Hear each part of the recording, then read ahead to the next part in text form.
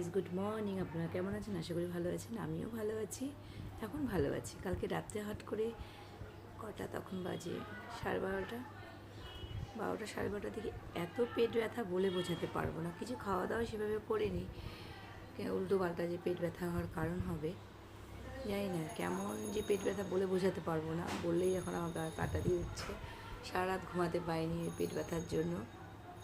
3টে 3:30 দিকে ভোরবেলা একটু ঘুম এসেছিলো, তাই জন্য সকালবেলা উঠে বাসি কাজ করে স্নান করলাম, একদম মাথা ভিজিয়ে শ্যাম্পু করে স্নান করে পুজো পাঠ করে মেয়েকে টিউশন দিয়ে এলাম।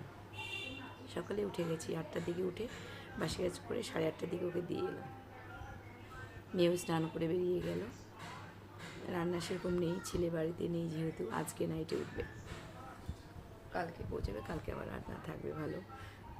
মেয়েও সেরকম খেতে চায় না, যা গরম। এরপরে দেখাচ্ছি, টাটা।